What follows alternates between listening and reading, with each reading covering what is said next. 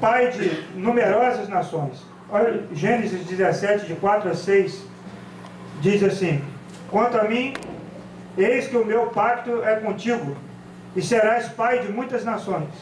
Não serás mais chamado Abrão, mas Abraão será o teu nome, pois por pai de muitas nações te hei posto. Far-te-ei frutificar sobremaneira, e de ti farei nações, e reis sairão de ti. Abrão significava pai de nações. Aí Deus mudou o nome dele para Abraão, colocou mais um A ali, e o nome então passou a ser pai de muitas, de numerosas nações. Só que a história de Abraão começa no momento em que a Bíblia mostra que ele já tinha 70 anos de idade, né? 75 anos de idade. A sua mulher tinha 70 anos e era estéril. Ele não tinha filho e nem podia ter. Ele escolheu não ter outras esposas, porque naquela cultura poderia ter outras mulheres para dar filhos para ele. E ele então começa a história com uma promessa de ser pai de muita gente sem poder ter filho. Por isso que Abraão é conhecido como o pai da fé. E ele teve um filho chamado Isaac. 25 anos depois que Deus falou isso aí para ele, prometeu a ele um filho, 25 anos depois, a mulher dele engravidou, já sendo velha, a Sara, que Deus mudou o nome para Saraí, e deu à luz a um garoto chamado Isaac, porque ela riu. Quando hoje falou com ela que ela ia engravidar, nem ela, né? Ela deu aquela risadinha, se era possível, né? E aí então o nome do menino passou Isaac, que significa aquele que ri. Foi engraçado, talvez ela falou assim: esse anjo não está muito bem, né? Esse anjo não está com a cabeça boa, não. A primeira coisa, irmãos, que nós aprendemos com Isaac, com Abraão, é que ele criou o filho dele nos caminhos do Senhor desde seu nascimento. Abraão, ele era de uma cultura em que o pai do Abraão chamava-se Terá. Terá, ele era um fabricante de ídolos. Naquele tempo tinha muitos tipos de deuses. Eles escolhiam um ídolo, construíam de madeira e davam um nome para ele. Só que Deus falou ao coração de Abraão, e eu assisti um filme antigo, que Abraão foi contar para a família dele que Deus tinha falado com ele. Aí o pai dele falou, abriu um quartinho assim, e falou: me mostra qual desses aqui que falou. Qual tem esse, aí foi falando o nome, esse aqui é novo, a gente conheceu agora. Aí Abraão falou: não foi nenhum desses aí. Ele falou: não é possível. Me fala como é então a forma dele para a gente construir e colocar ele aqui. Ele falou: não tem forma também. Eu ouvi uma voz falando no meu coração. E o que Deus falou com ele foi assim: sai da sua terra, da sua parentela, e vai para um lugar que eu ainda vou te mostrar. Quando ele contou isso, os irmãos dele olharam e falaram: você está maluco? O que é isso? Você está gagá? Eu estou saindo. E Abraão então começa uma vivência de fé com Deus. E aí ele foi circuncidado aos 99 anos. A circuncisão pega o pênis e corta ali o prepúcio. É um sinal que Deus tem com o povo dele, com o povo judeu. Eu participei de uma circuncisão há 8 anos, né? Ontem a gente teve com o Daniel. Daniel fez 8 anos, a gente participou da circuncisão dele. Atualmente é mais tranquilo, né? O médico é um médico escolhido pela sinagoga que faz, tem anestesia direitinho, e faz assim um momento muito bonito. Abraão fez esse sinal com 99 anos. Mas quando o filho dele nasceu, a primeira coisa que ele fez foi esse: Abraão circuncidou o seu filho Isaac quando era de idade de 8 dias, como Deus lhe tinha ordenado. Os judeus fazem isso até nos dias de hoje. A criança com 8 dias passa por essa cerimônia. É uma marca. Como se identificava os judeus no tempo do nazismo? Tirava a roupa e via se ele tinha essa marca lá na parte íntima dele. Então, Abraão considerou importante deixar a marca do Deus que ele servia no seu filho. Os irmãos de Abraão não tinham. Os pais de Abraão, o pai de Abraão não tinha. Mas Abraão tinha e o seu filho tinha. Então é muito importante para um pai ensinar para o seu filho não apenas como caminhar, mas caminhar junto com ele. A Bíblia diz em Provérbios 22:6: instrui o menino no caminho em que deve andar, e até quando envelhecer não se desviará dele. Às vezes as pessoas querem mostrar o que é certo de fazer. vai por esse caminho. Meu pai sempre mostrou o que era certo de fazer, mas ele fumava muito. Né? Por causa do cigarro ele adquiriu câncer, e hoje passa por tratamento, né? Aparece um negocinho, o médico fala, corre para lá, e a família fica apavorada, graças a Deus não é nada, aí todo mundo fica aliviado. Parece outro é assim, né? Depois que começa o tratamento, 6 em 6 meses tem consulta.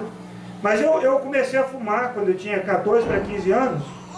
Ele dizia que não podia fumar, mas ele fumava. Ele falava para eu fazer o certo era não fumar, né? Não prejudique a sua saúde, não fume. Mas ele fumava. Eu, naquela curiosidade, aquela rebelião de adolescente, né, que é bem típica, né? Adolescente, ele gosta de contrariar as ordens, né? Qualquer tipo de ordem. Eu peguei um cigarro e fumei, e passei 5 anos fumando. 5 anos fumava muito. Então não é suficiente o pai dizer para o filho o que é certo ou o que é errado, mas ele não proceder daquela forma. Então ele deve ensinar o caminho, não apenas apontando, mas caminhando junto. Então o texto diz, instrui o menino no caminho, ou seja, não basta colocar placas e sinalizar, você precisa caminhar junto, né? Ensinar para o filho o que deve, como ele deve andar, como ele deve viver. Então, no Gênesis 21:4, não está aqui, mas está aqui, Abraão circuncidou, a gente já leu isso aqui. Aí, quando Isaac cresceu um pouquinho, o menino foi desmamado. Então Abraão fez um grande banquete no dia que Isaac foi desmamado. Uma criança mamava até 9 anos de idade. 9 anos. O pessoal hoje briga para o pai, né, amamentar o primeiro ano, os primeiros 6 meses, né? A criança lá naquele tempo mamava, você imagina uma criança de 9 anos mamando, mamava em pé, né?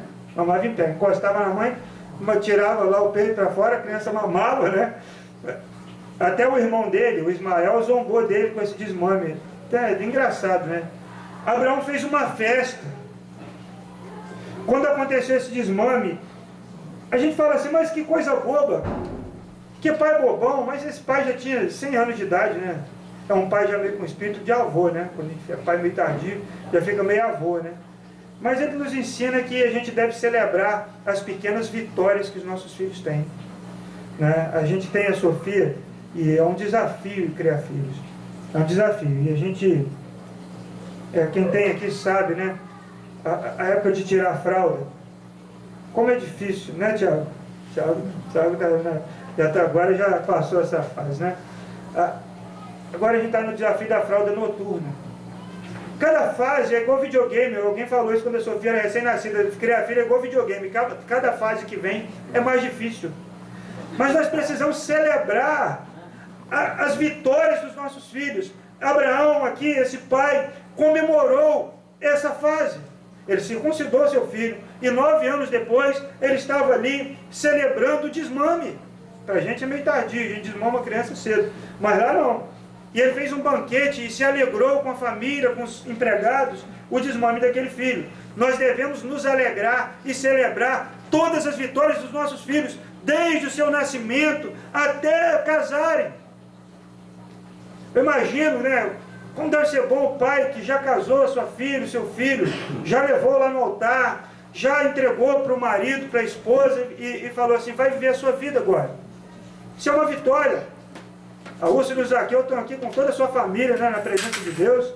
Já encaminharam a Gabriela, agora já tem já a sua filha, né, já são avós. E agora o Eduardo já está aí se caminhando, não vai rolar a Monique, viu, Eduardo? Por favor, esse pessoal lá de São Mateus, ele diz que o pessoal lá é meio bravo, o pessoal capixaba, não enrola a menina, viu? Então, são fases, e essas fases devem ser comemoradas e celebradas, desde o xixi, fez no piniquim, que maravilha, né? Um dia a Sofia foi ao banheiro sozinha e chegou com essa notícia, a Vivian regalou o olho assim. Mamãe, fui no banheiro sozinha, fiz cocô e me limpei. Que coisa boa, você vai ver o banheiro naquela desordem. A gente comemorou, né? Foi lá sozinho, que coisa boa. E a gente deve celebrar então. A gente deve ensinar para os filhos os caminhos do Senhor e celebrar com eles todas as suas vitórias e mostrar para eles que eles são importantes, não é? Porque se a gente faz isso, eles vão ser mais firmes Diz que a presença do pai, né, para as filhas especialmente, na formação do seu caráter, é tão importante. Né? E aí está uma pesquisa lá na Alemanha que a filha casa com um rapaz muito parecido com seu pai quando tinha a mesma idade do namorado, né? Até fisicamente, né? Sofia vai estar bem na foto, não vai? Era mais novo, era mais... Não, estava mais... Fiquei pensando nisso, Sofia vai ficar bem na foto. Então não adianta. Ela vai procurar alguém para casar que se parece com o pai dela. As meninas às vezes falam, papai, eu quero casar com você. Já aconteceu isso com você, Marquinhos? Vai falar daqui a pouco. A Sofia já falou para mim, papai, eu quero casar com você. Ela não pode casar comigo, mas ela vai casar comigo. Porque ela vai escolher alguém que se parece comigo. Né? Sorte, né? Sorte dela. Segunda coisa que nós vamos aprender aqui, papais, é que Abraão se preocupou com o futuro do seu filho. Olha o que ele mandou fazer. Gênesis 24, de 2 a 4. E disse Abraão, seu servo, o mais velho da casa, que tinha governo sobre tudo que possuía: põe agora a mão debaixo da minha coxa, para que eu te faça jurar pelo Senhor, Deus dos céus e Deus da terra, que não tomarás para meu filho mulher das filhas dos cananeus, no meio dos quais eu habito, mas irás à minha terra e à minha parentela, e dali tomarás mulher para meu filho Isaque. Ele chamou o empregado dele mais velho, e tinha um costume, colocava a mão na coxa, embaixo dela, diz que colocava a mão nos testículos, para fazer um juramento seríssimo. Era um juramento assim, de homem para homem, uma coisa muito séria. Eu que não quero jurar um negócio desse, eu estou fora, né? Opa, sai para lá.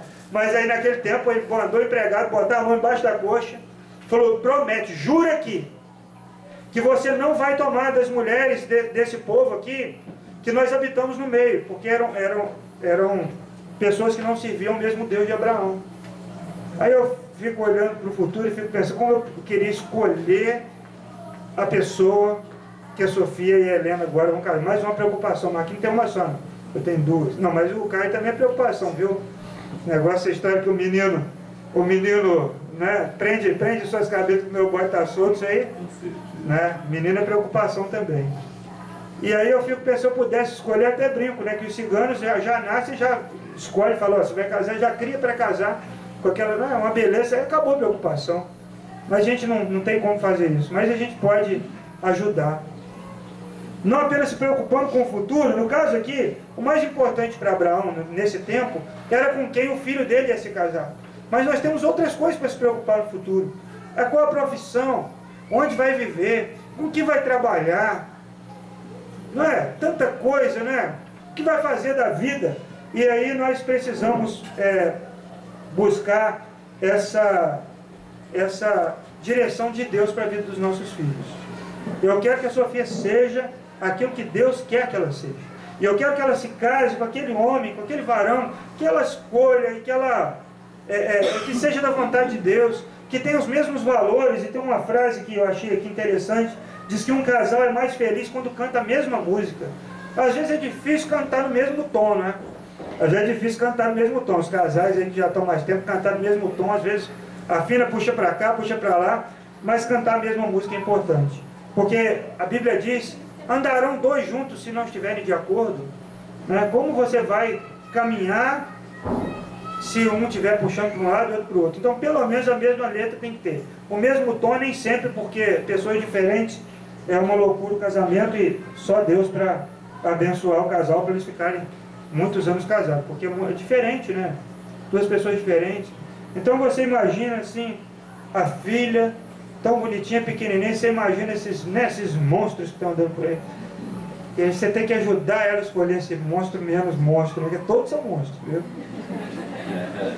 Anderson, antes está lá só pensando, ele está só no outro, antes é grandão.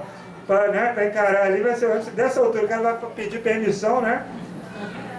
Mas a geração hoje está comendo muito frango, cresce demais, sabia? A criançada hoje cresce muito, porque come muito frango. Oi?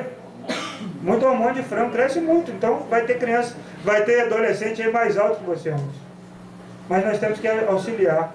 Nós vamos dar o norte, os valores, os princípios, de forma que nossos filhos não vão querer uma família diferente da nossa.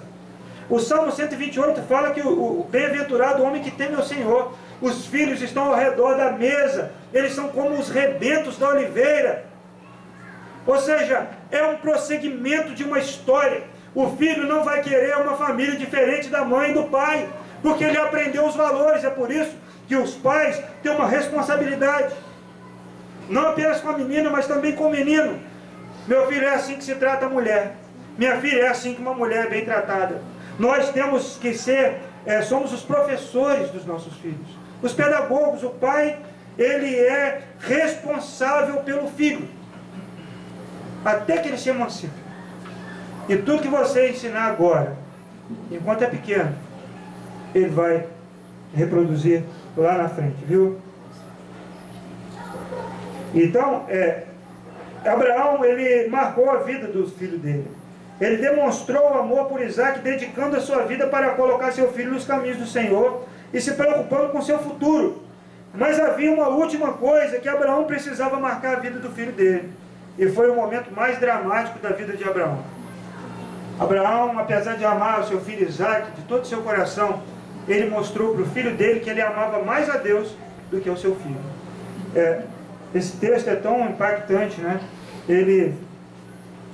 Então, disse: não estendas a mão sobre o moço, e não lhe faças nada, porquanto agora sei que temes a Deus, e não me negaste teu filho, teu único filho. Esse é o finalzinho do texto. Deus disse para Abraão um dia, falou: Abraão, me dá o seu filho como oferta. Ou seja, mate seu filho. Era comum naquela cultura em que Abraão vivia oferecer sacrifício. Oferecer o próprio filho já era o extremo de tudo. Abraão, então, com seu filho já adolescente, vai para um lugar, ele fala: pai, está aqui a lenha, está aqui o fogo, está aqui a faca, tudo está pronto, mas onde está o cordeiro? Abraão falou assim: olha, Deus proverá para si o cordeiro, meu filho. Então eles subiram para o monte e falou para os empregados que levaram as coisas, falou assim: nós voltaremos. Abraão tinha fé. E Abraão subiu aquele monte, colocou seu filho sobre o altar e amarrou aquele menino e levantou aquela faca, o cutelo, e quando ele ia descer a mão e matar o próprio filho, uma voz diz: pare, Abraão, você já ofereceu seu filho para mim. No coração de Abraão ele já tinha sacrificado o filho dele. E a verdade sobre isso está aqui. Pela fé, Abraão, quando Deus o pôs à prova, ofereceu Isaac como sacrifício. Hebreus 11, de 17 a 19. Aquele que havia recebido as promessas estava a ponto de sacrificar seu único filho, embora Deus lhe tivesse dito: por meio de Isaac a sua descendência será considerada. Abraão levou em conta que Deus pode ressuscitar os mortos, e figuradamente recebeu Isaac de volta dentre os mortos. A fé de Abraão foi confirmada nesse ato. Ele só tinha um filho, que era da promessa. Ele tinha o Ismael, mas a promessa de Deus era com Isaac. Deus havia falado e falou: me dá Isaac. Às vezes nós colocamos os filhos no lugar de Deus, irmãos. Às vezes nós colocamos o filho acima de Deus, e nós nos tornamos deuses que nos dominam, que não nos permitem viver direito. Não é? Quantos deusinhos nós já vimos por aí? Você já viu deusinhos pequenininhos que se jogam no chão, que crescem e fazem os pais ficarem envergonhados? Não sei se vocês se lembram daquela empregada doméstica que foi espancada na Barra da Tijuca quando pensaram que era uma prostituta. Nós pensamos que era uma prostituta, mas se fosse prostituta, eles não tinham direito de fazer uma violência daquela. 4 da manhã, aí o pai estava lá dando entrevista lá, o pai falou: são crianças, nós devemos considerar, eu não sei o que aconteceu, porque eu dei tudo para o meu filho. Aí veio um miserável lá do meio do povo e deu um tapa na cara daquele pai, ao vivo assim, a câmera filmando ali. E a Bíblia fala que o filho que não é corrigido envergonha sua mãe e seu pai, está em Provérbios. E aquele filho envergonhou aquele pai para o Brasil todo. Foi preso, o pai tomou na cara. Às vezes o pai dá tudo para o filho, mas não dá a si mesmo. Às vezes o pai dá tantas coisas, dá videogame, dá tablet, dá não sei o que, dá celular do melhor, dá carro, paga a faculdade, fala: eu dou tudo que ele precisa e até o que não precisa. Mas na verdade ele precisava era de outra coisa. Ele precisava da presença do pai. Ele precisava da vida do pai perto da dele. E o pai dizendo assim: meu filho, eu estou aqui perto de você. Por isso que muitas pessoas que não têm nada, muitas vezes são muito melhor sucedidos em criar os filhos do que pessoas muito ricas. Porque os que não têm nada têm os filhos, e os filhos têm a eles. Mas os que têm tudo, os filhos não têm a eles. Tem tudo, mas não tem o pai. Tem tudo, mas não tem a mãe. Então, viram crianças, adolescentes, jovens rebeldes que envergonham seus pais. Eu quero, você que é pai aqui hoje, convidar você a uma reflexão. O que é mais importante na sua vida? Será que seu filho vê que Deus é importante para você? Será que você diz: meu filho, tome essa Bíblia, meu filho, vai à igreja, meu filho, leia esse livro, faça o que é certo, mas você procede de forma errada? Como é a nossa vida para os nossos filhos? Porque eles vão nos imitar, pais. Os meninos nos imitam, e as meninas casam com homens semelhantes a nós. A tendência de uma filha de alcoólatra é casar com um alcoólatra. A tendência que acontece. E às vezes a segunda geração é pior. A tendência de uma filha de um homem violento é se juntar com uma pessoa violenta para relacionar-se. Quando não desistem de se relacionar com homem, vão se relacionar com mulher. Então nós precisamos ter uma consciência que nós somos espelhos para os nossos filhos, tanto para homens quanto para mulheres, tanto para meninos quanto para meninas. E Deus nos deu a responsabilidade de estarmos, na presença dos nossos filhos como pais para cuidar deles. E Mateus, Jesus falou assim, Mateus 10, 37 a 39: quem ama a seu pai, a sua mãe mais do que a mim, não é digno de mim. Quem ama seu filho ou a sua filha mais do que a mim, não é digno de mim. E quem não toma a sua cruz, não me segue, não é digno de mim. Quem acha a sua vida, a perderá. E quem perde a sua vida por minha causa, a encontrará. Muitas pessoas querem preservar e acabam perdendo. Muitas pessoas querem reter e não conseguem e perdem. Então, quando nós entregamos a nossa vida e a vida dos nossos filhos para Deus, Deus cuida deles. Amém, irmãos? A gente não precisa ter medo do futuro. Uma coisa que eu não tenho, e eu digo isso repetidas vezes para a Vivian, para aqui na igreja, hoje na classe de manhã aqui nós conversamos sobre isso. Eu não tenho medo do futuro. Eu não tenho pelo futuro das minhas filhas, sabe por quê? Porque Deus vai cuidar, e Deus está cuidando. Eu tenho muito mais do que eu poderia ter nessa vida, irmão. Nós temos muito mais na nossa casa do que nós poderíamos ter. Nós temos tudo. E se Deus fez até agora, Ele há de continuar fazendo, porque a Bíblia diz que Jesus não muda. Ele é o mesmo ontem, hoje e eternamente. Amém? Então eu quero convidar os papais para ficarem de pé. Os papais, só os papais agora para ficar de pé. Só os papais.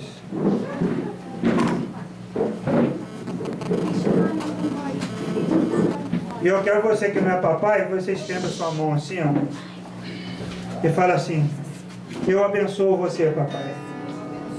Eu te abençoo, papai. Em nome de Jesus. Eu te abençoo. Eu te abençoo.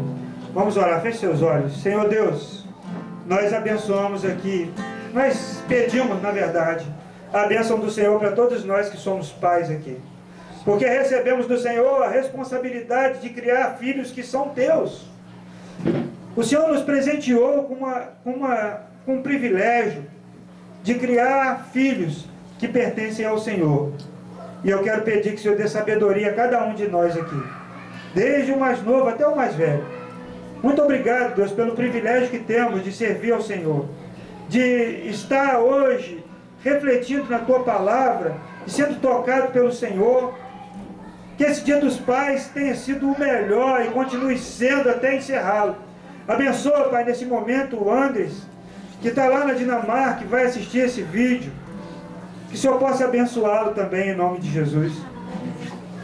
Através da vida do Christian, Senhor, que tem recebido dele tantos ensinamentos, que ele possa ser abençoado.